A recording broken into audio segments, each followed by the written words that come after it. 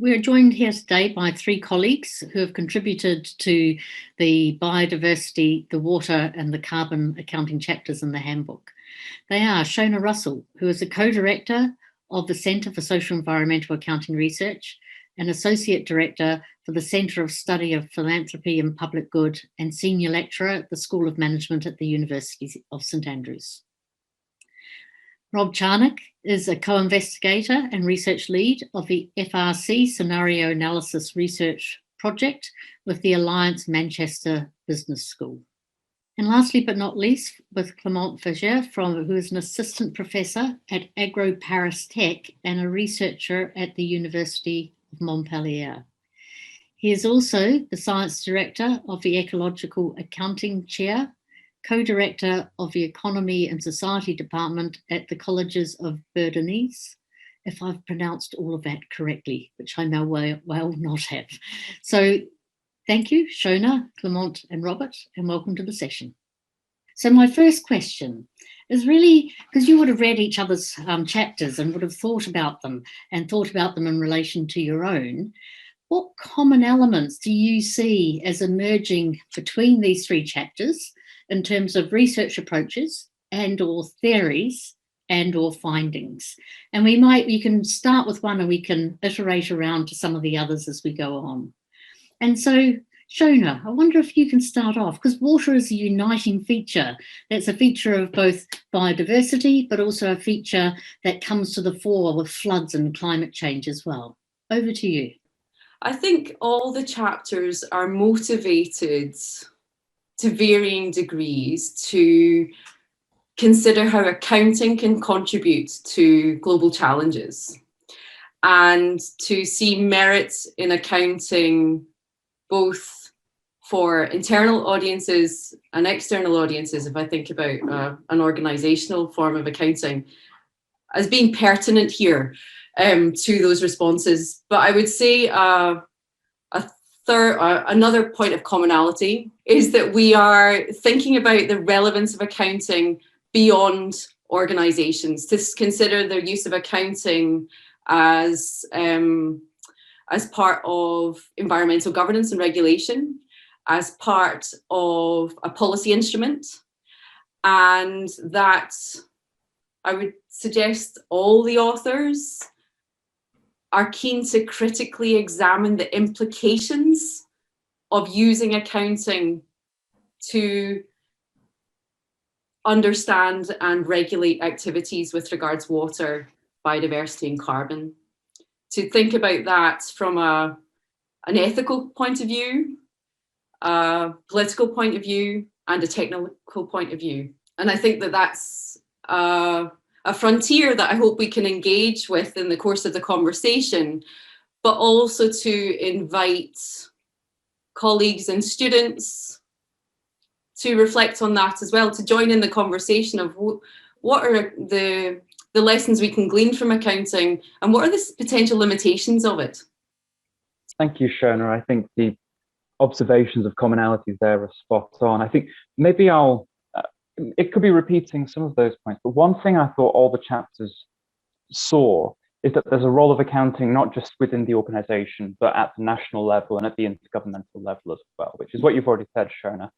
But if I just as a starting point stick with the organization, I think I noticed one thing was that when we talk about accounting across these different issues, we're not just talking about disclosure. We're not just talking about what this looks like in a particular report. Now, that is obviously very well established in the literature, as each of the chapters will show. But as these issues mature and as organizations try to grapple with them, it poses lots of management accounting style problems as well. So a lot of the uses of accounting can be, as Shona said, quite internal, almost more about understanding the problem, deciding on what the appropriate response is, and developing the plan for how to work on that. Now, most of that can take place without it being disclosed. Some of it may be disclosed in the end. So I think it partly raises the question of, a provocative version could be where do disclosures fit within all this, maybe. But I think as well, it's about understanding that if accounting has multiple roles, what's the role of disclosure? What's the role of the more management accounting element?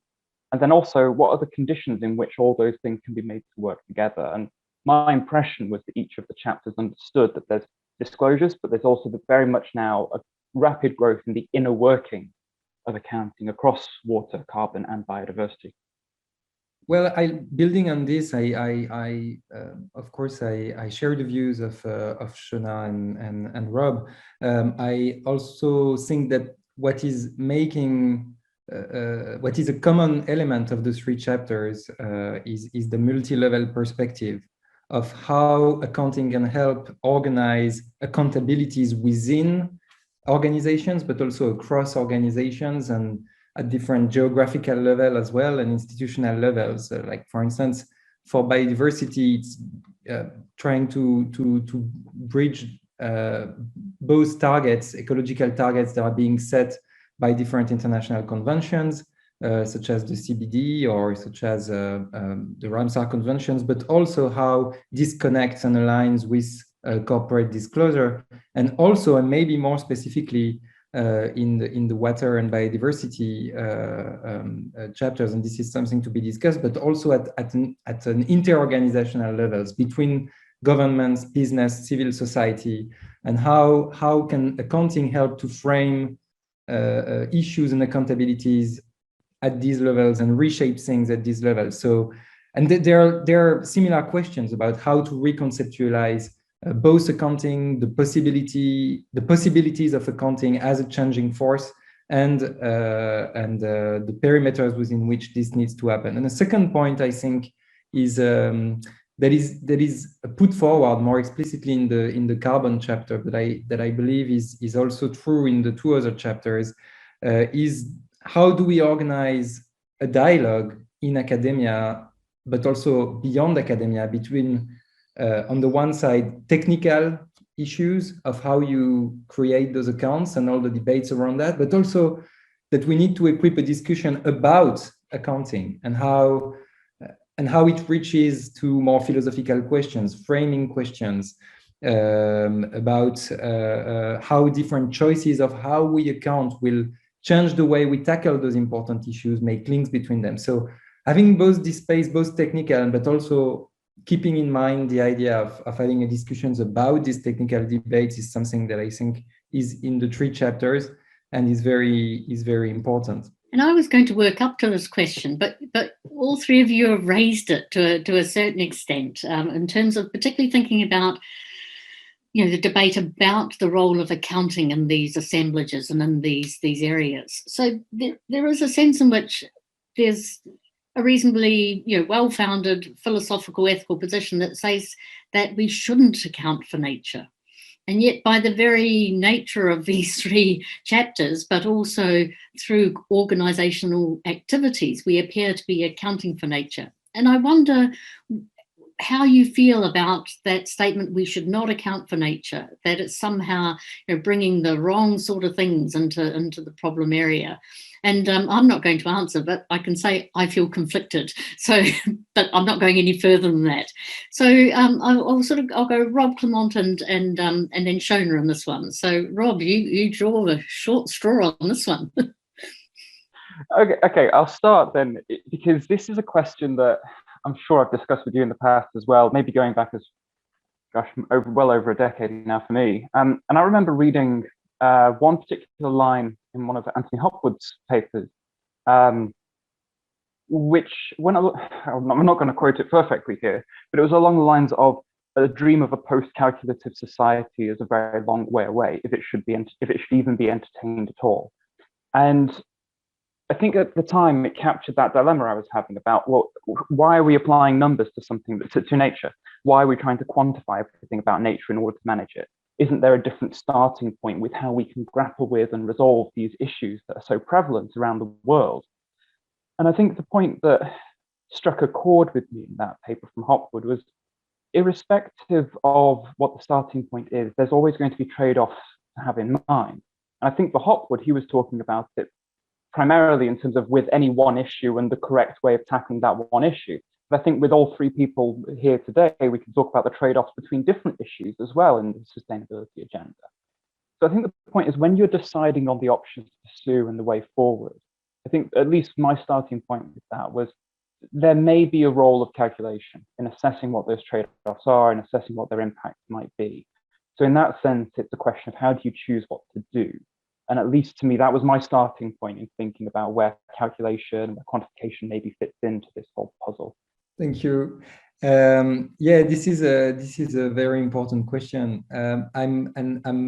I would start by building on Rob Gray's statement that human beings are account-giving and demanding creatures. So we always account to one another about something that we try to tackle with or that we try to manage. And so the question I may ask is there a world where we don't, or where we don't naturally account for nature? So I would much prefer a world where we try to enrich the debate about how to account for something and make it as explicit as possible, so that we can have a political debate about what is the right way to account for things in order to organize ourselves to manage those things and to tackle those issues and to address those issues. There has been a tendency to think that accounting for something is only accounting for the economic value of something. And so reducing entities that are ontologically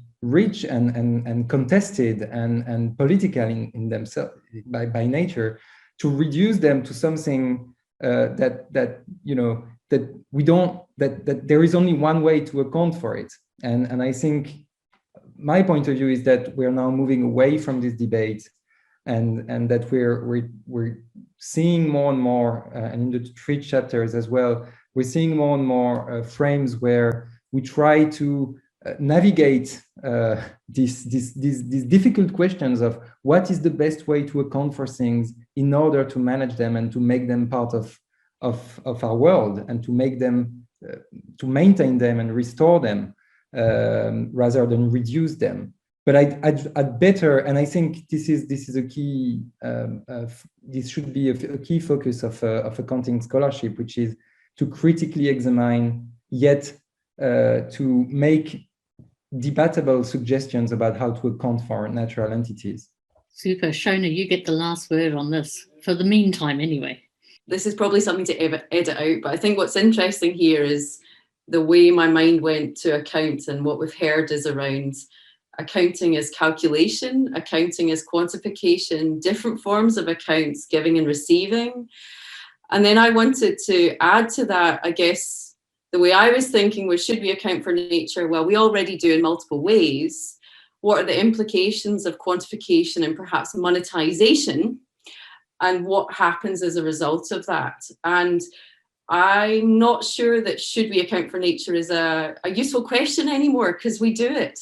And the accounting that goes on seems similar, like it's a calculative practice, right? Whether we're using, well, I'm not a scientist, so there's confession, but there's a lot of calculation in many different scholarships. So I would hope that it's more, how are we going to account for nature? How do we in everyday situations? Why do those everyday accounts perhaps get lost, or other forms of accounts privileged in decision-making consequences?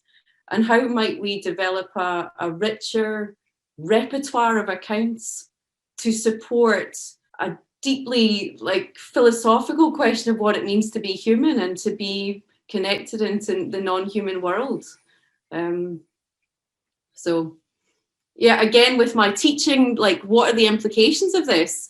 I think there's lots of experiments we could do where we go out and account with other people of an ecosystem or a space. And in doing so, we exemplify the choices and the practices of everyday accounting within organizations. And we can do it creatively without necessarily having to adopt the organization, how many costs is associated with producing this product in a manufacturing system. What I'm also interested in getting a sense for yourselves is that accounting, you've spoken about these commonalities and there's themes and there's parallels between these 3 chapters and parallels between these 3 areas of accounting. So what would a whole environmental account of an organization look like? I think on these issues of how we recenter accounting on ecological issues or ecological systems, it's difficult to say from the outset what the accounting should be, because these accounting forms are always linked to pragmatic management situations that are by nature very heterogeneous.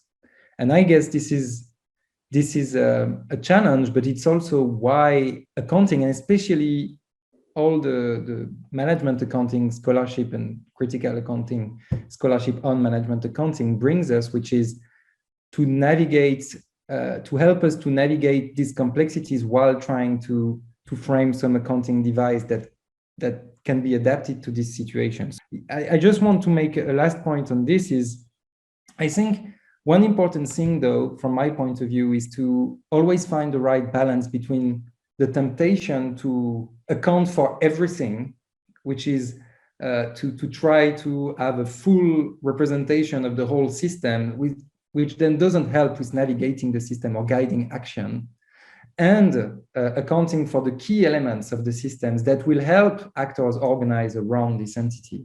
And I think this is and I find in a lot of ways we're tempted by the first one because it's more maybe elegant, or it's more reassuring that we account for everything, but at the end of the day, we account for people who then act on this entity, and we need to find the right information that is helpful for them. So that's my take on this. I'll pass over to Shona.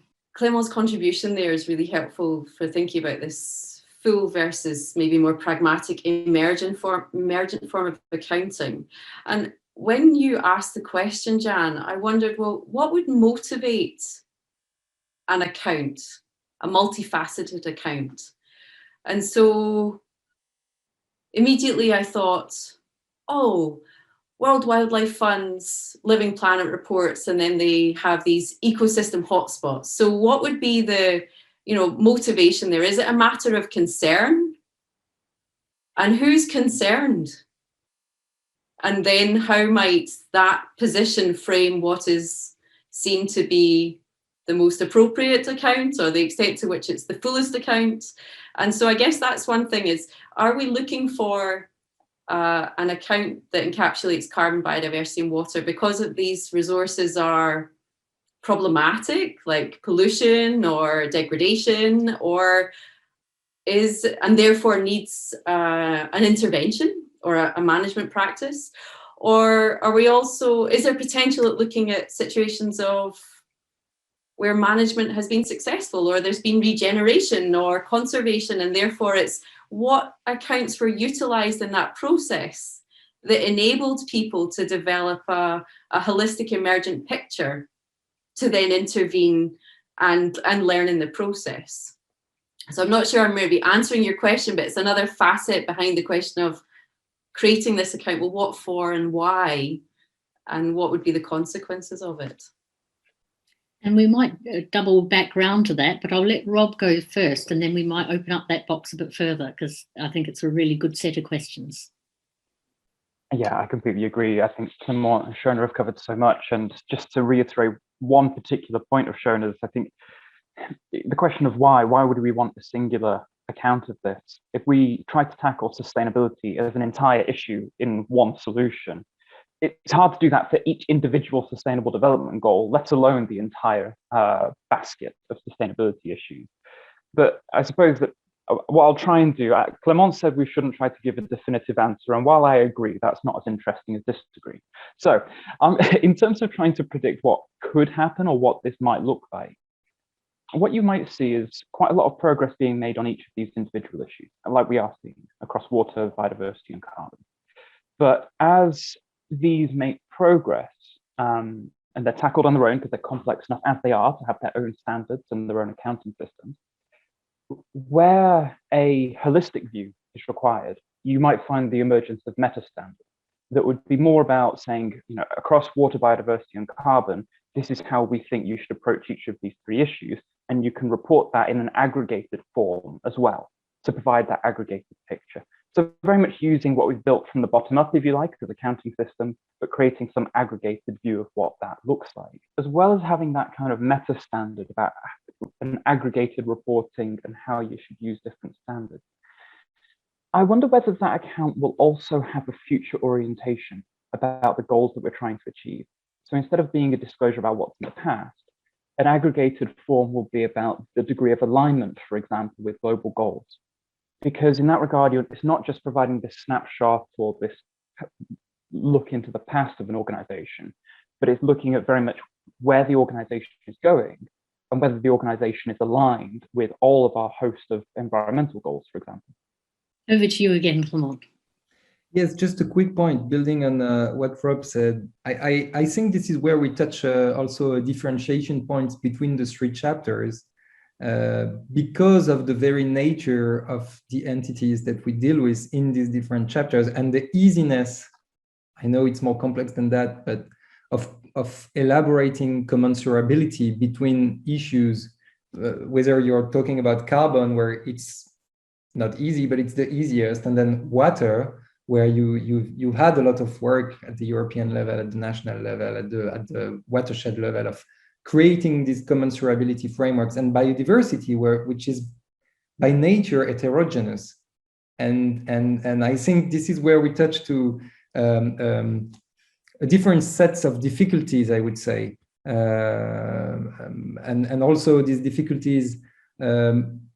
It's not only about commensurability; it's about the role of, let's say, landscape level or local issues that are, of course, not the same at the carbon level. I mean, in the carbon issue area or in the water and biodiversity issue areas. And this draws back to the question of the perimeters of these accounting entities that we try to define, which I believe should be a mix of both ecological realities and at the same time of how responsibilities can or should or are already distributed around these entities, which together frame the kind of perimeters where we could do something with accounting for sustainability.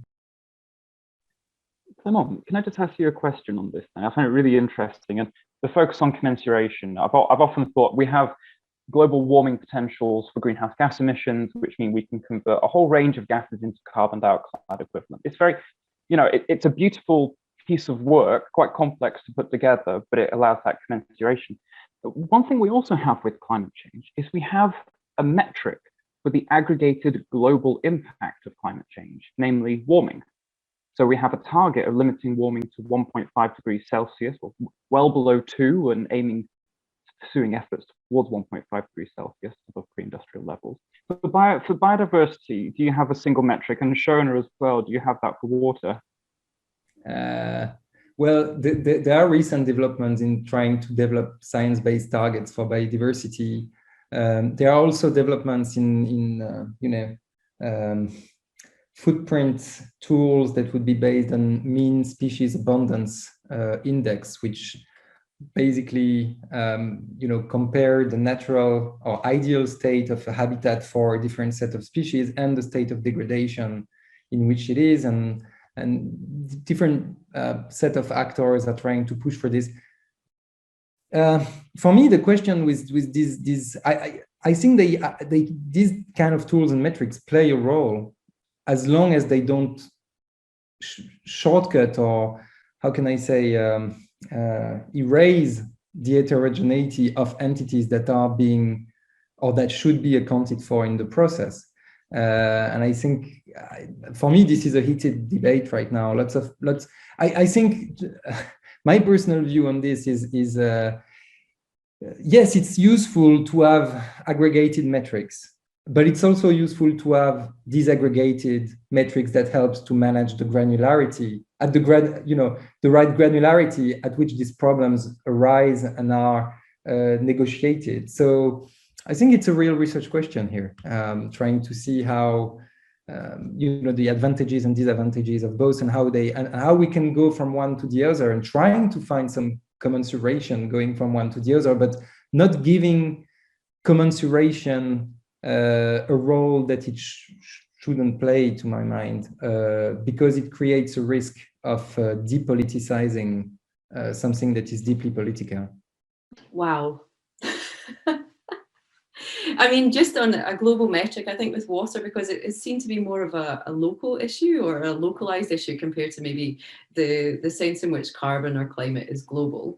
Very conscious. The caveat is, of course, climate manifests itself differently depending on where we are in the world. But in the EU, of course, there's good water quality status. But again, like Clément, I would be interested not in advocating for either aggregation at global level or disaggregation, but rather to be, I guess, fluent in the multiple targets and the implications of it, but also to think about, you know, what are we accounting for? So we've developed new accounts, new accounting technologies, we set up new systems of reporting. Well, what are the outcomes of those accounting systems? Are they achieving or supporting science-based target achievement? Are they connecting into the outcomes we wish to achieve or the governance standards we wish to achieve? Because sometimes my sense is that we account a lot, we report a lot, but there seems to be a disconnect between the account and the either achievement of 1.5 degrees for climate or other biodiversity targets. And maybe that's something you wish to comment on there, is what's the outcome that we're looking for? Are we achieving it through these interventions? Yeah, so if I don't know if I'm understanding correctly, you know, commenting on why the interest in one single metric, because I completely take the point. That's an oversimplification of a hugely complex issue. I suppose the reason I asked is partly it kind of links to one observation I had about other commonalities between our chapters, and that we're all very interested in the governance of these issues as well, how we act on tackling these issues.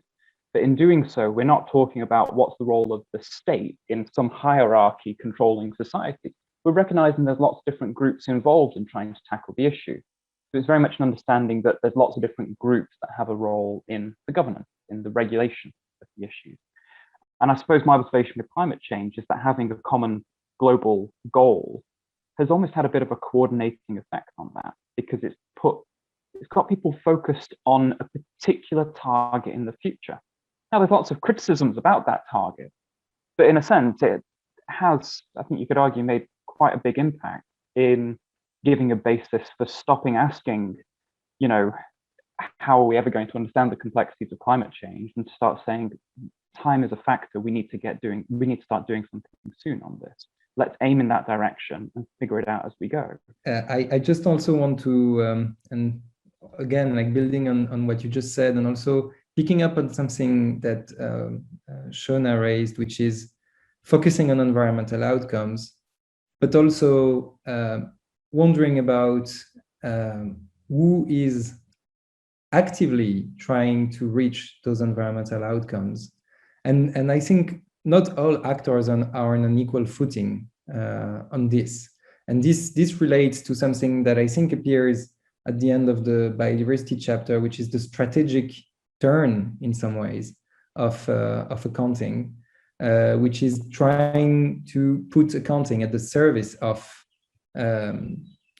conservation action or climate actions or water actions. That is, we all know when we look at field situations around these issues that there are some people who actively hold other people accountable on some issues, and it's the first priority, and it's maybe those ones who are the accountants of nature in some ways, who of course try to enroll others in this accounting and accountability for the earth in some ways. But there is these questions of who accounting is working, who accounting and critical accounting scholarship is working with and for, in what kind of alliances, which also relates to actually wider debates in the critical accounting literature on not only being critical, but also assuming that we want accounting to be performative in a certain direction. And I think this is still something that is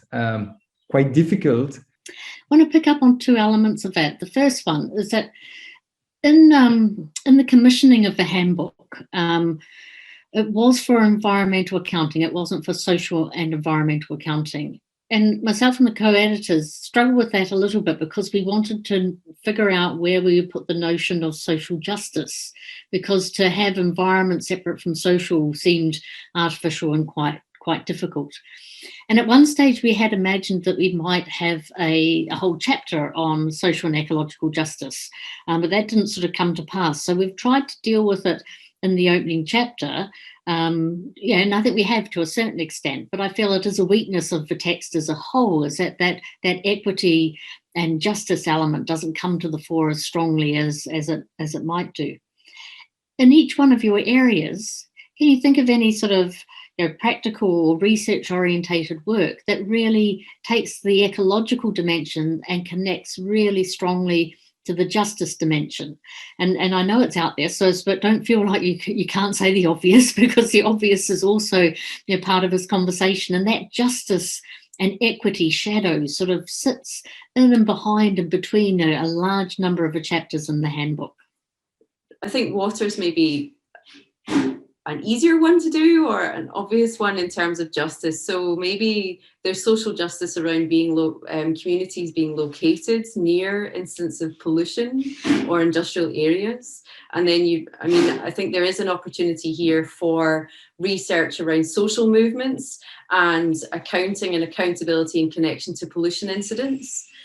So that would be one aspect. I think there's another perhaps area around water allocation and the decision-making that's undertaken with regards allocation to water, where we may find certain economic interests being able to participate in certain decision-making processes more so than others.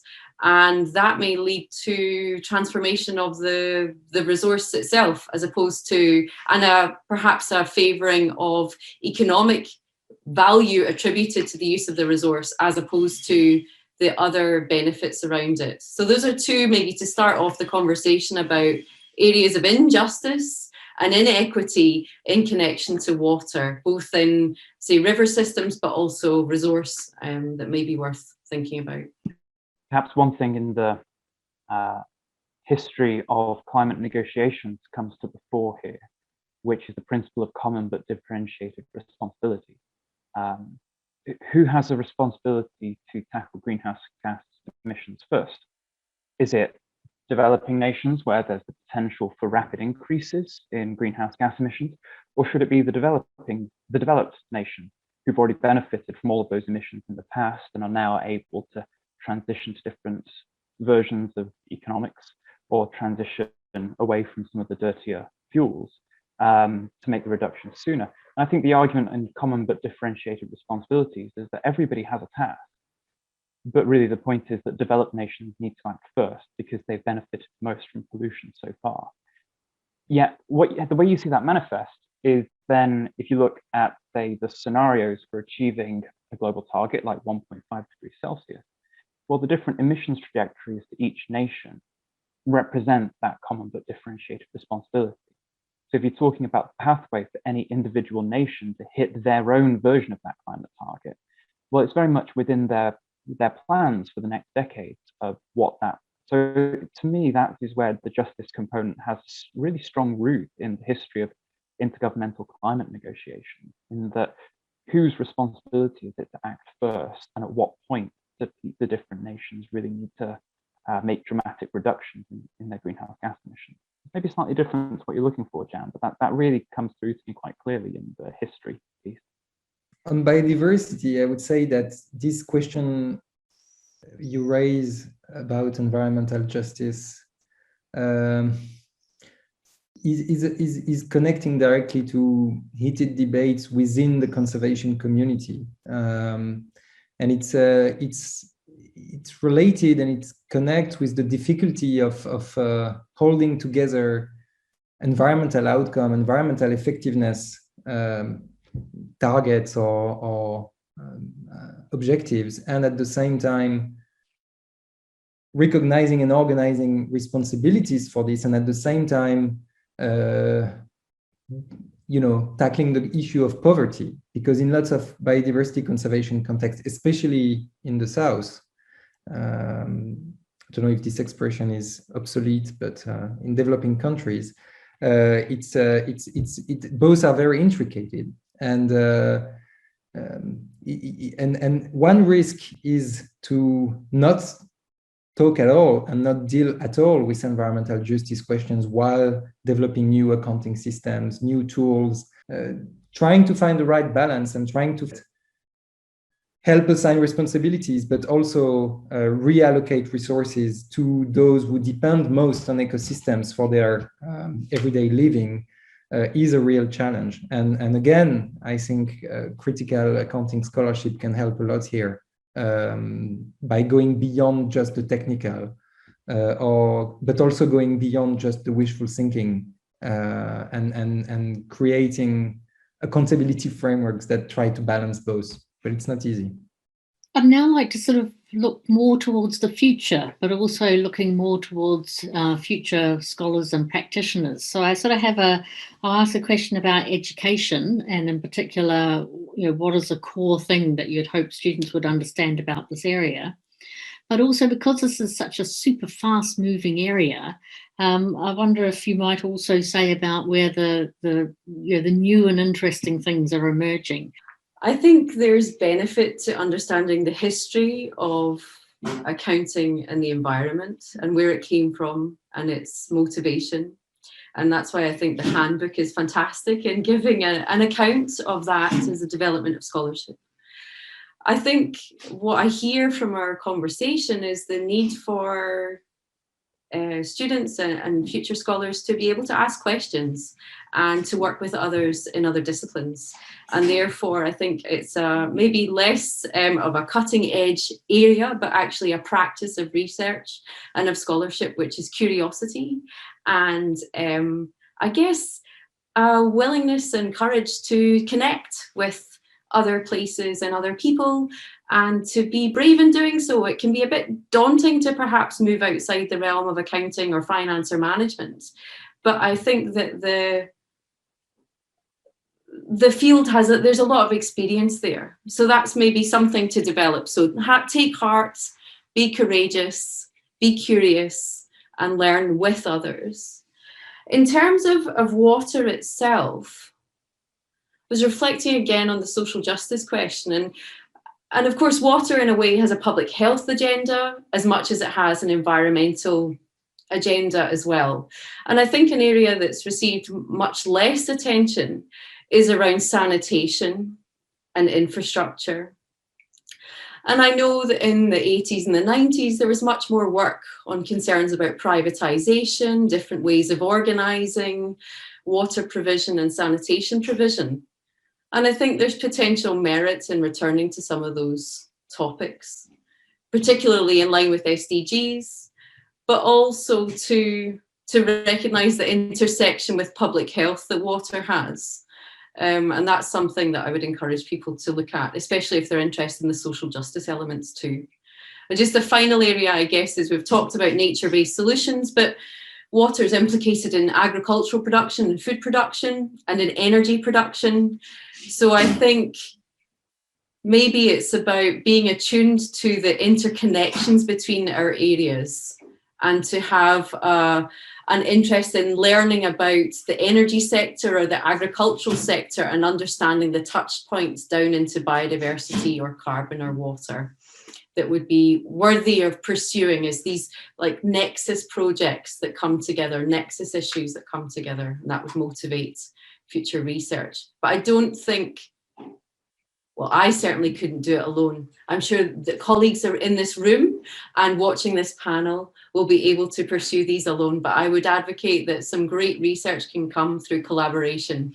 So Shona, I can absolutely not do any of this alone. I can't even come close to figuring out carbon alone, let alone trying to figure out a hybrid of carbon and biodiversity together.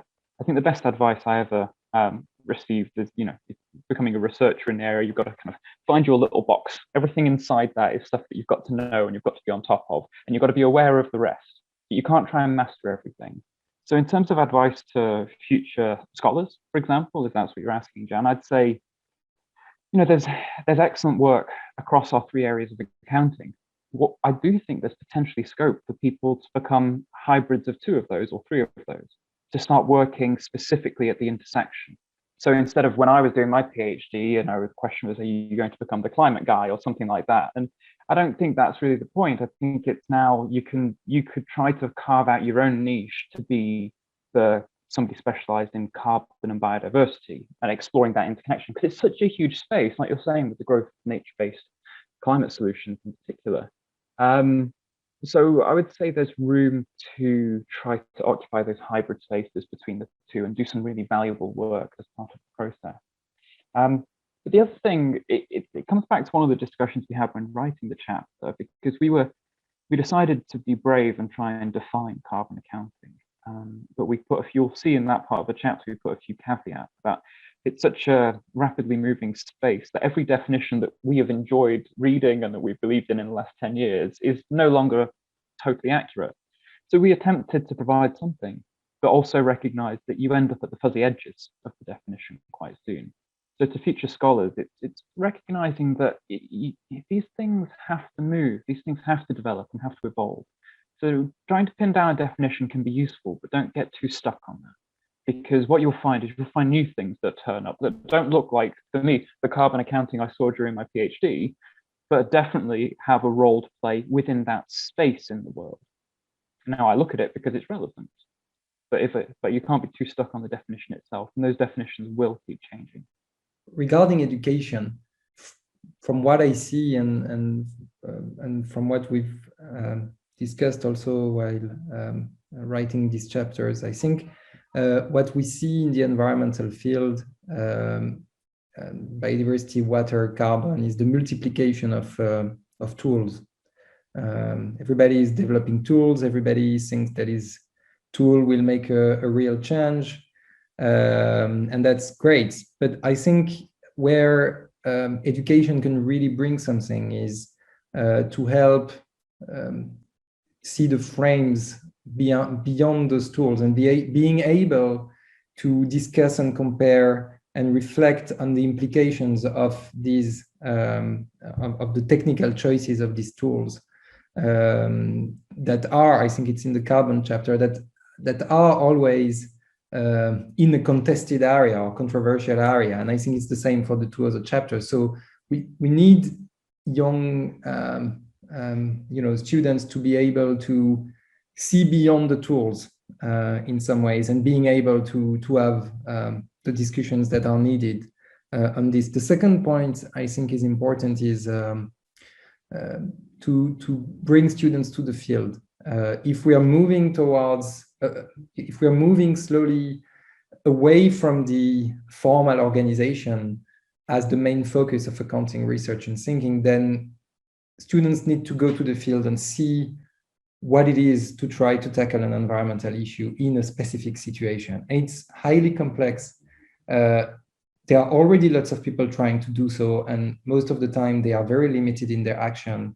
And I think students need to understand that, and they need to see that, and they need to, and they need to be able then to see what accounting thinking and what accounting maybe devices or methods can help in trying to tackle those issues, well, making those issues more understandable, and also providing potential solutions to these issues. They first need to understand what it is to tackle an environmental issue, and this can only be understood in the field. And this brings to the last point, which is areas for future development.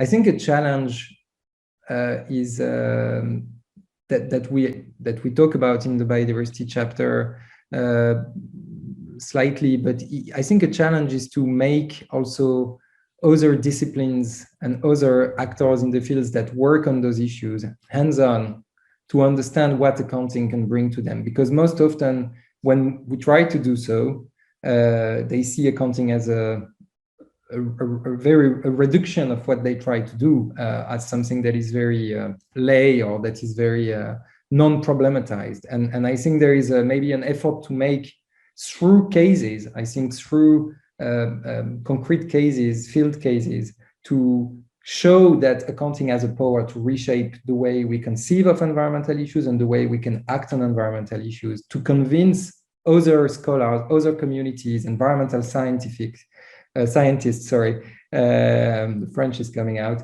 environmental scientists and economists and others, that accounting has something very specific to bring, which is making all the bridges that are connecting all the things that we've just discussed.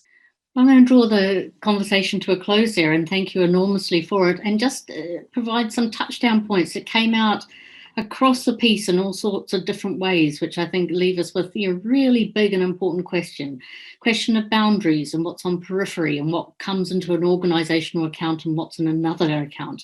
The issue of commensuration, both its dangers and its possibilities. The idea of multi-level governance, landscape scales, all of those intricacies that come from it. Heterogeneity is something that Clement said a couple of times, which is absolutely the case, that this is not an area where there's a standard underlying reality to be dealt with. And intricate, that these very detailed and particular things that organizations wish to achieve and we would wish for them to achieve in this space has to be achieved. Then flourishing, justice, capabilities, people's livelihoods, their well-being, and all of that really rich, deep ethical questions that arise from it. And then hybridity and interdisciplinarity. They're all very hard words to say at the end of all this, but they are words that infused all of this conversation. And so I want to thank our three colleagues who have contributed to that, that rich storyline, and hope that you found something of interest in there for you as well. Thank you.